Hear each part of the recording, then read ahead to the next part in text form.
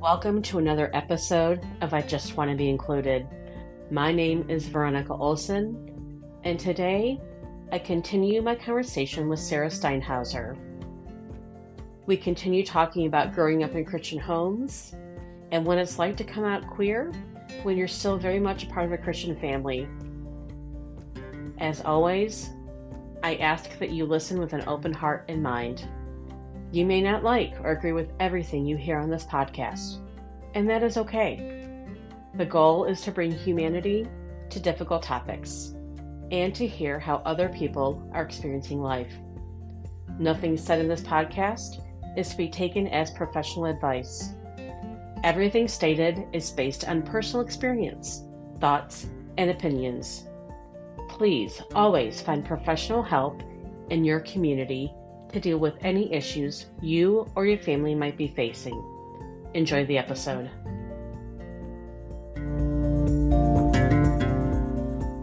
So, this process of deconstructing, for you, did that kind of begin when you were deployed in the military?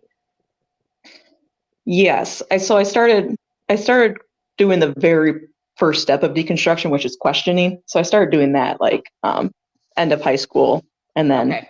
before my deployment. But that middle deployment was when it a huge bomb went off and I was like, holy crap. Yeah. And did you have people to talk to about that in the environment you were in at the time, or was it just something you were kind of doing internally? Luckily I did have my best friend. We were actually able to deploy together, Okay. and I was able to talk to her about it, and which was helpful to an extent, but there's just a lot of things that I couldn't even understand myself. So I didn't even Right. understand what I was questioning or it was just so complicated to even Yeah. begin. Yeah. And it is a process, right? Like you said previously, it's not like you do this over a couple months and you've got it all sorted out. It takes years.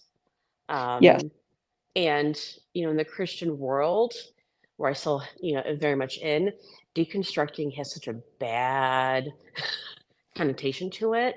And I try to Mm-hmm. tell people it's not a bad thing. You Mm-mm. know, um, it's actually a good process because you can kind of flesh out why you believe what you believe. And so for some people, you still land in the world of Christianity, it just looks different. And Absolutely. for other people, you may not land in the world of Christianity, but at least you're kind of really going through and defining why you believe what you believe. Because we grew up in a time, in a place where it was just handed to you, or you were expected to take it and believe it and run with it. Um, Yes. so I don't see deconstruction as a bad thing because it's challenging you to really look at why do I believe what I believe and what's really important and what's not important. And so, but it's a long process and it's not a It comfortable really one. is. It's And not a and comfortable you can one. even look at it as I try to tell people, you can look at it as like a physical aspect too. Like if you compare it to, you feel your body just feels like, I don't know, your body's telling you you need to, I don't know, lose 5 pounds or something. You want to eat healthier because you want to feel better. So you start just kind of thinking about the things that you're doing throughout the Sure. day and you're doing through your life, and you kind of go through like, why am I doing this? Why am I doing this? What makes me feel Hmm. good? What do I? So it's the same thing. Yeah. Yeah. I like that. I like that analogy because it's making changes that are going to be good for you, that are Right. going to help you be a healthier person in general. Um, it's just going to look different. Um, Yes. and it's change, which is scary in general for people, but change is usually good. It's just the process of getting there is messy, Yeah. right? Yeah. It's very Very. messy. Um, so, was there a certain point where you had to make a decision about breaking ties with people and just kind of say, you know what, I need to cut off this relationship. I need to cut off this relationship in order to kind of move forward and be who I need to be authentically. Oh yeah. I cut off a lot of relationships, Okay. um, and a lot of family relationships, and the I kind of I kind of cut it off at the head of, so I cut off my relationship with my grandma, and Okay. in my family, oh my gosh, it was like I dropped a nuclear bomb on the I'm sure. family, and um, it it was it was awful. I was being blamed for the family falling apart and fighting, and nobody's going to grandma's as much as they were going before because of all the stress and tension. And I changed it up. I changed the Yeah. whole family up because I stepped away from the norm. I'm like, I'm not going to be here anymore. I'm not going to be part of this. Yeah. And that shook my relationship in in every relationship in my family in different ways. Sure. Sure. Because you were seen as a problem, right? I'm Yeah. sure. Yeah. Yeah. Yeah. And like, so, and then other people in the family who are gay, they wouldn't cut ties. They would hide that part of them around the family. But I wasn't willing to do that after a while. After a while, I'm like, this is it. Yeah. This is it. And I'm not going to sit here and feel the guilt and all of that anymore. Yeah. And I'm going to guess that that's not a decision you made lightly. No, I mean, I went through a period for at least a year where I was going in and out of testing, like medical testing, because like I couldn't figure out why like my chest was hurting so bad, Okay. my head was hurting so bad. Like I was getting all these medical tests done, and they're like, "There's nothing we can see that's wrong." Well, it ended up just being from making this decision. It's like it was just destroying me from the inside. Yeah. Very stressful, incredibly Yes. stressful. And I want people to understand that too. When you do make these decisions about cutting ties, it's not born out of like these quick decisions that don't have any feeling or emotion behind them. It's coming to a point of like you're exhausted and I can't do Yes. this And anymore, right? yeah, you're backed in a corner. It's the only thing you have, that the only thing left that you can do. And as awful as it was, I honestly wish I would have done it sooner, but I just wasn't in the right headspace. But I would do it all over again to be where I'm at now. Okay. And so at what point did you feel like I need to live authentically? Like, is there a certain point you can look back and say, you know what?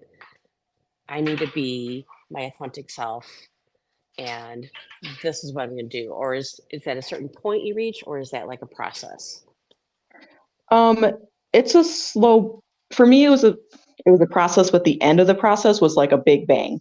Okay. So I kind of went through, like, so when I first came out, that was a process in itself. And then it kind of settled down after a while, and then everybody just ignored it. And then everybody was able to ignore that I came out, and it's like, okay, Sarah's just Sarah, that's fine. Right. But then I started dating girls, and it's like, okay, well, now we got to deal with this, but we'll just call her girlfriends the roommate, right? Right. So Yeah. then they were Yep. able to bury that.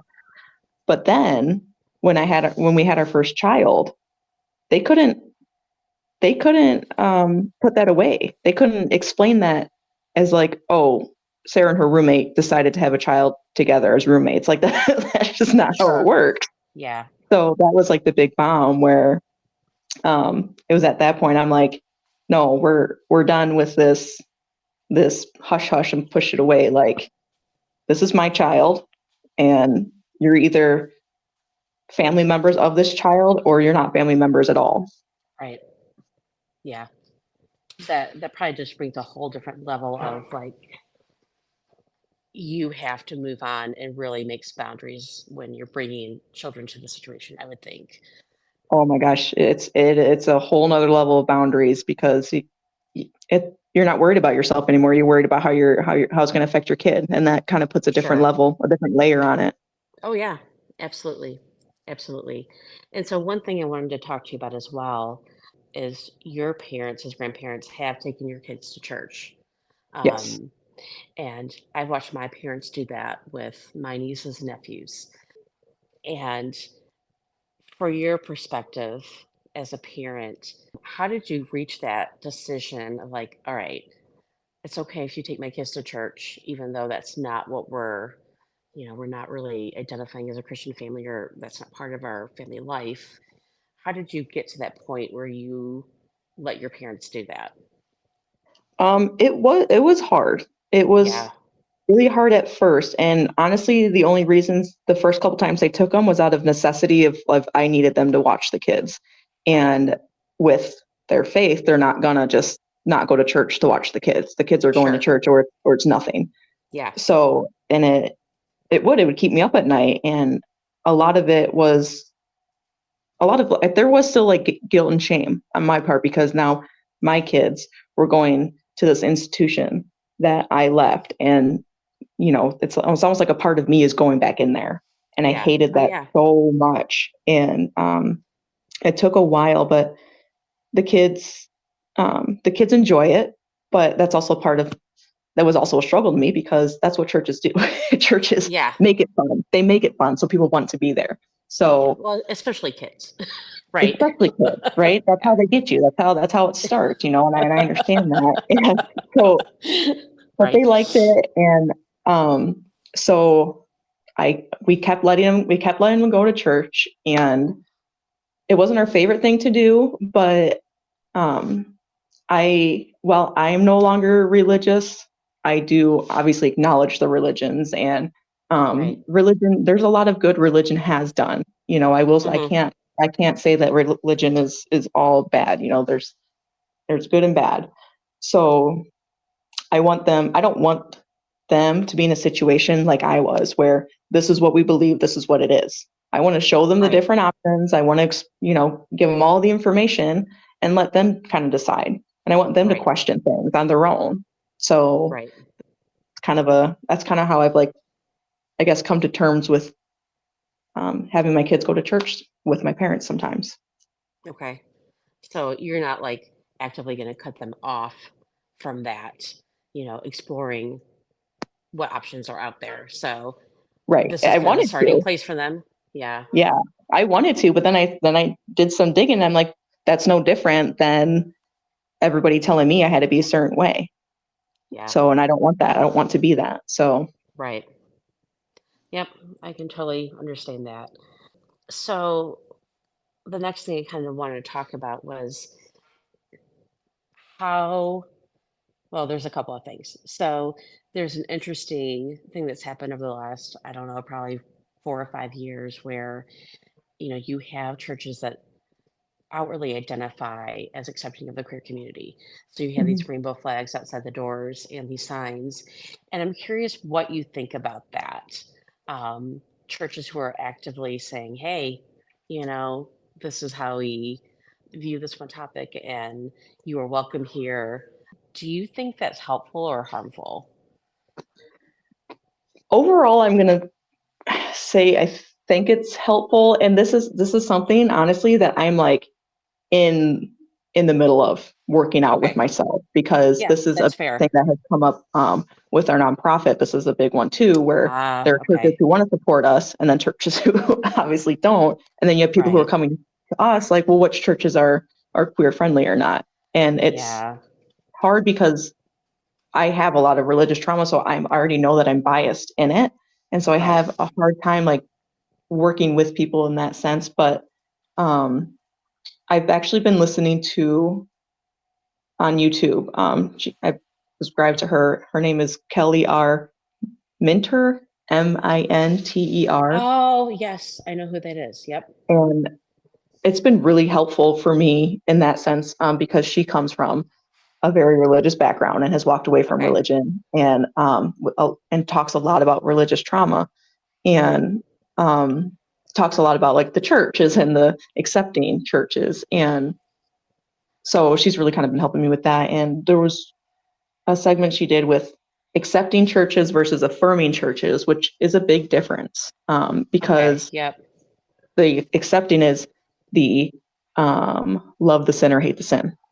Come Yep. on in, we're going to be friends, but you're also going to hell. Right. So, Yep. and then there's affirming that's like, no, those passages are misinterpreted. You're fine. We're all fine. This is, you're on the right path. We're all You're going. true. Yeah. You're Yeah, truly accepted here. There's no like exactly. come in and we hope to change you kind of mentality. Exactly. So, in my opinion, right now, I think it depends on what the true intention of the church is. Um, Okay. there's a church in Brighton that does that is an actual affirming church, is like one of the only affirming churches that I'm aware of at this point in Livingston County, who they don't just say like, hey, we're all on the same playing field, we're all on the same level, but Yeah. they speak out against anti-queer agenda and stuff like that. They, at different events, they'll pass out books for on same-sex couples for kids and like all this stuff. So like they're out there actually doing the work Okay. to undo the damage. And like to me, that's a true affirming church, because they know that this population is being targeted right now and that they need a lot of help right now. So they're stepping up more than just sticking a rainbow sticker on their door. Right. Yeah. And one thing that drives me nuts is when we see these churches that have these signs saying, all are welcome here. And it Yes, drives me nuts because no church should have to have that for their door. exactly. That should be a given. And that we're at a place where people even have to put that sign up.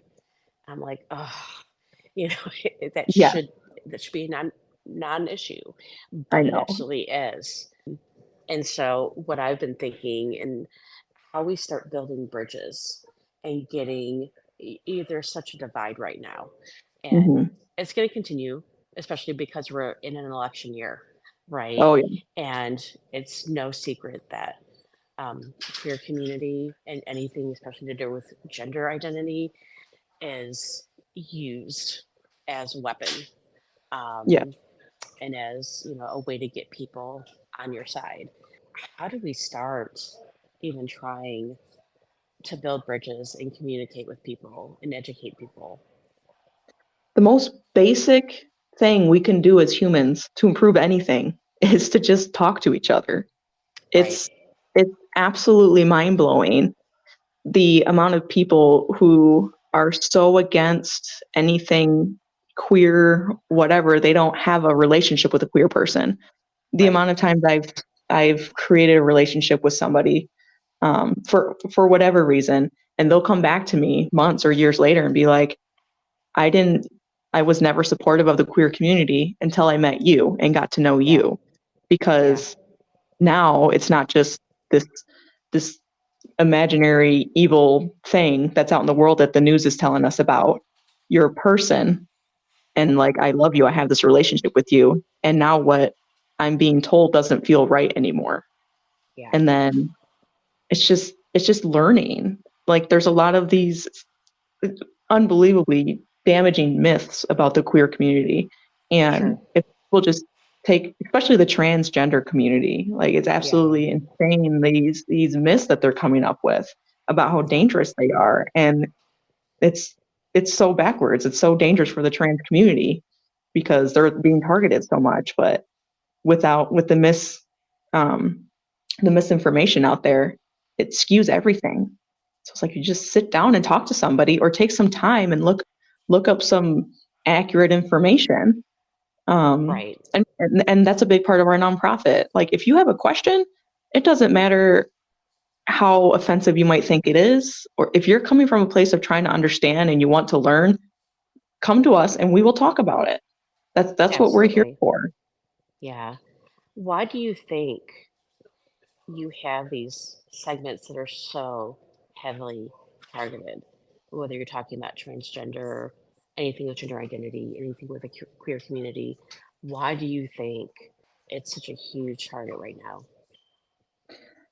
I think it's because society as a whole is starting to accept it more, and that scares me Oh, okay. because it's change. And on a smaller level, especially the generation, younger generations, the school kids, it is more accepting. Right. That's not to say that everything's great and everything is equal Sure. and there's no problems. That's not what I'm saying at all. Um, but like when I first got married, I'm divorced now, but when I first got married, it was illegal in Michigan. It wasn't recognized in Michigan. So Okay. I was federally married, but statewide I wasn't married. Gotcha. But then that all changed. And then now different adoption rules and stuff, and like parenting, like the hospitals now, at least at St. Joe's, instead of doing a mom and dad, they have parent one, parent two. So Okay. like there's all these little changes that society is seeing. and it scares people, which is starting these huge fights and these all these, I don't know, crazy stories that you're hearing. Yeah. They're trying to scare people because Yeah. it's changed. Yeah.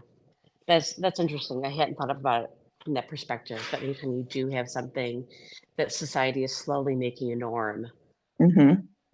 Yeah, Because absolutely. the same thing happened with divorce. Divorce was such a taboo Yeah.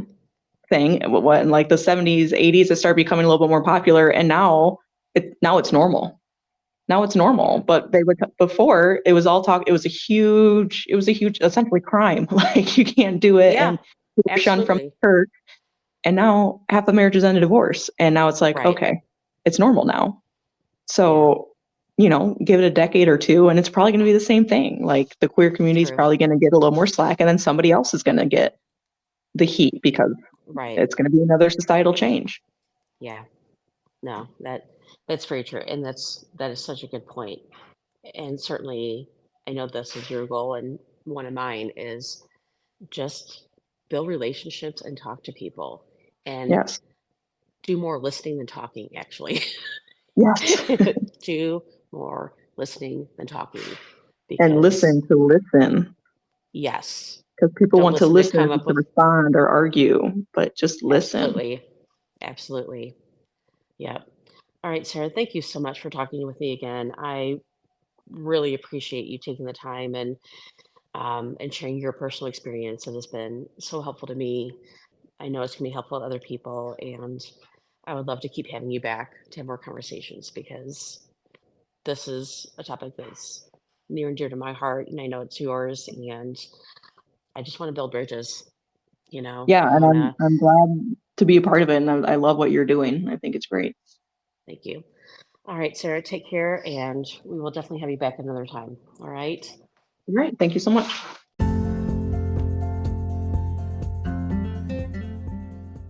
Thank you for joining me today, and a huge thank you to Sarah Steinhauser for coming on and being willing to share parts of her story.